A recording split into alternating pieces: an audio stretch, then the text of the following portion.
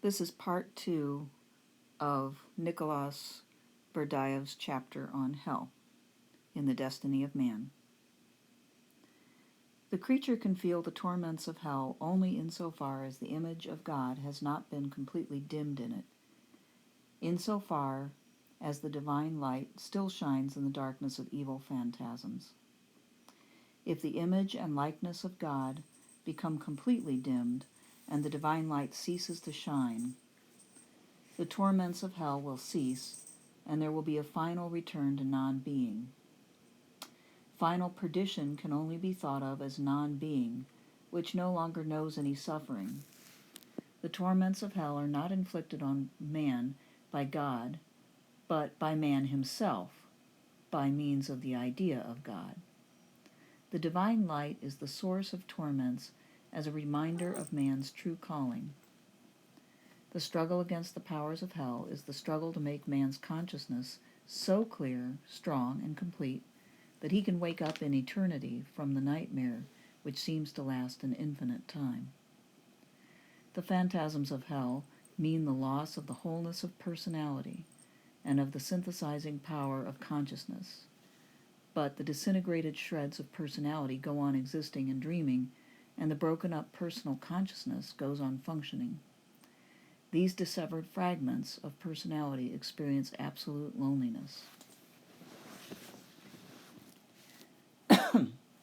Liberation from the nightmare of hell and the painful dreams which are a state between being and non-being consists either in the victory of the complete consciousness, or one might say of superconsciousness, the return to true being and transition to eternity, or the final annihilation of the disintegrated consciousness and transition to utter non-being. Man passes from the subconscious through the consciousness to the superconscious. Wholeness and fullness are attained only in superconscious life. Our conscious life, from birth to death, contains menacing dreamlike states which anticipate the nightmare of hell.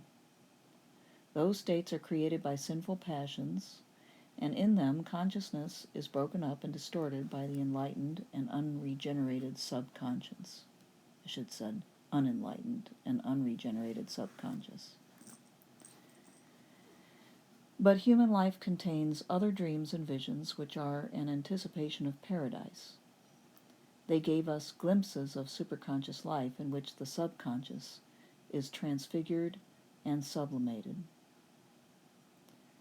The existence of hell as a subjective realm depends upon the correlation between subconsciousness, consciousness, and superconsciousness.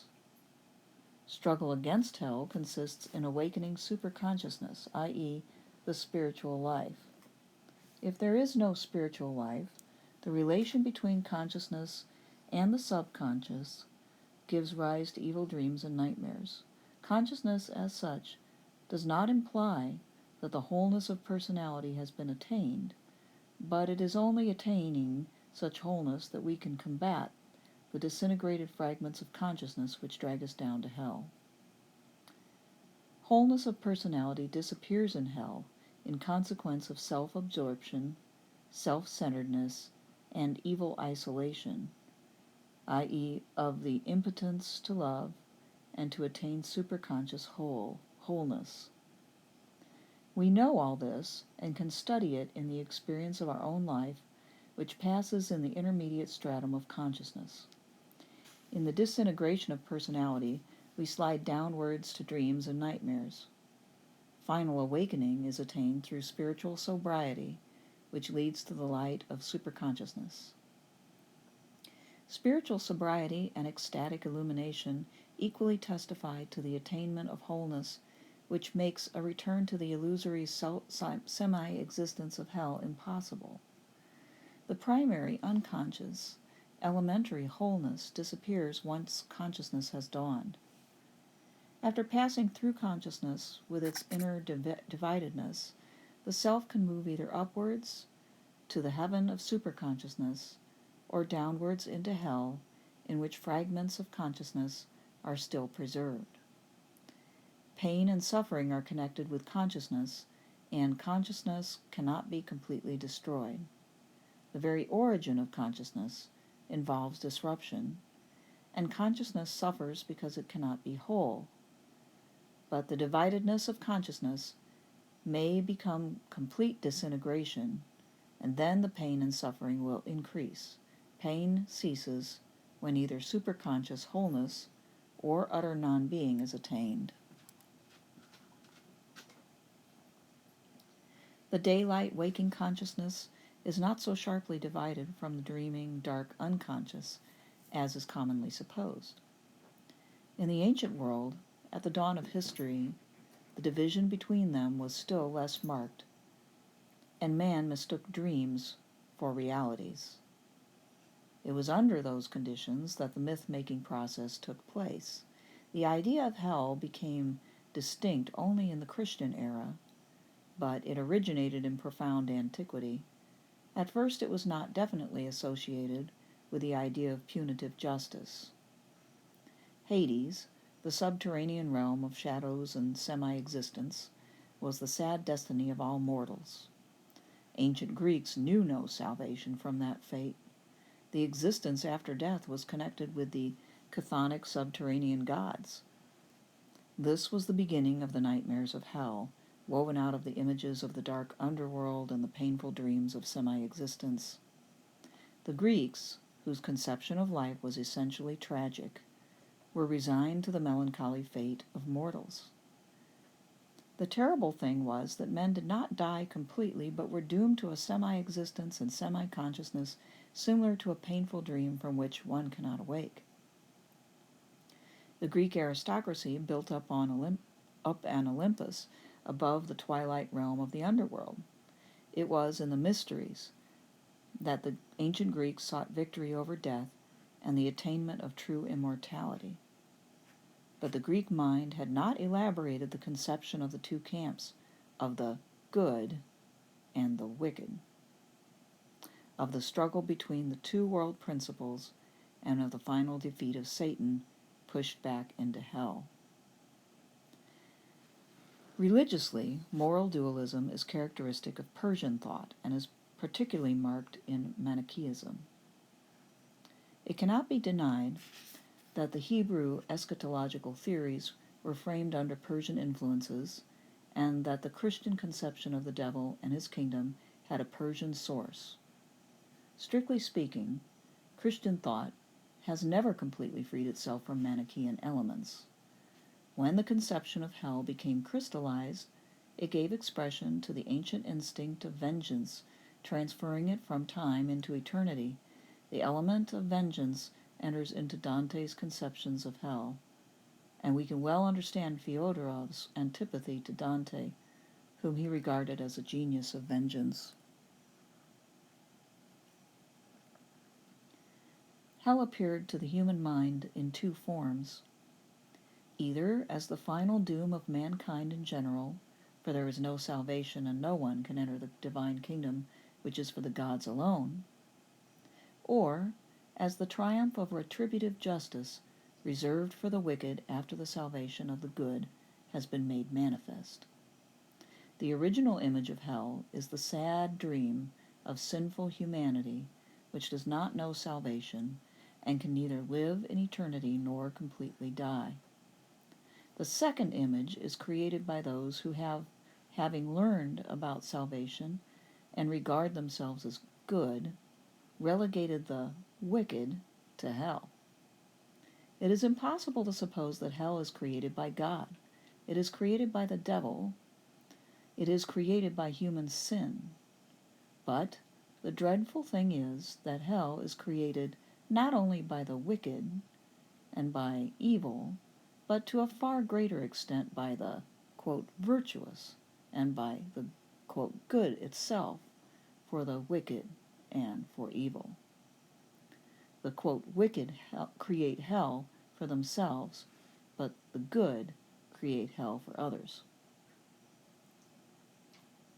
For centuries, the good, who found salvation, affirmed and strengthened the idea of hell. It was a powerful influence in Christian thought, inspired not by a Christian, not by a gospel idea of justice. The first Greek teachers of the Church were the least guilty of building up and perpetuating the idea of hell. That evil work of the good was done chiefly in Western Christian thought, beginning with St. Augustine and culminating in the writings of St. Thomas Aquinas and Dante.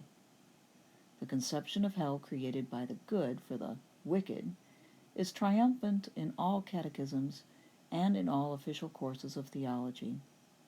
It is based upon gospel texts which are taken literally without any consideration for the metaphorical language of the gospel or any understanding of its symbolism.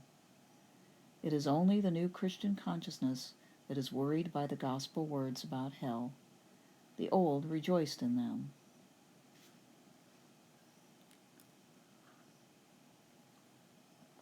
All the antinomies connected with the problem of freedom and necessity arise with reference to hell, and indeed become more irreconcilable and give rise to fresh difficulties.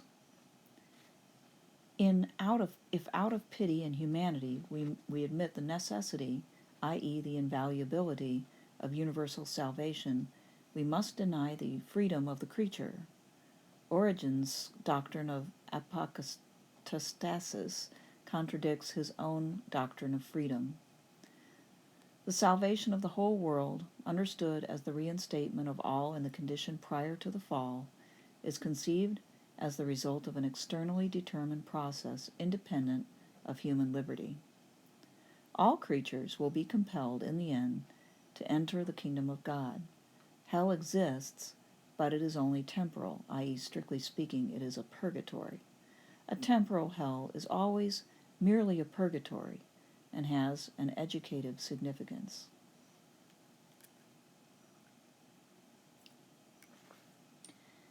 In the inner dialogue of the soul about hell, the voice of Origen always represents one of the disputants.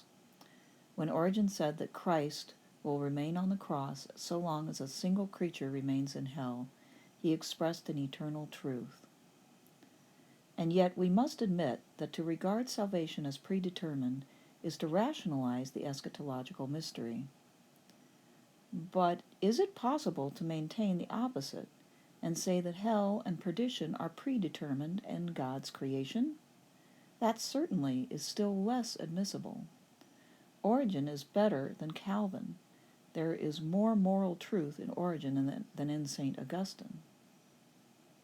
The fundamental antinomy which confronts the mind perplexed by the problem of hell is this: human freedom is irreconcilable with a compulsory, predetermined salvation, but that same freedom rebels against the idea of hell as a predetermined doom.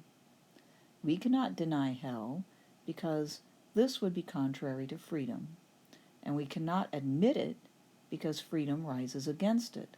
Hell is the dark, irrational, maionic freedom which has crystallized into fate. Christian consciousness denies the existence of fate in the ancient Greek sense, for that is incompatible with God and human freedom. But the idea of hell is equivalent to that of fate. True, it will be said that hell is the fate of the wicked, and that the good are free from it. Such an argument, however, is superficial. The freedom of the wicked is a fatal freedom and leads to their doom. Freedom, which is usually contrasted with fate, may degenerate into fate. The dark, evil freedom devoid of grace is the fate recognized by Christianity. The dark freedom which rejects grace may not want heaven, it may prefer hell. This is frequently done by those who rebel against the idea of it. Thus, free preference of hell to paradise proves to be the fate that hangs over creation.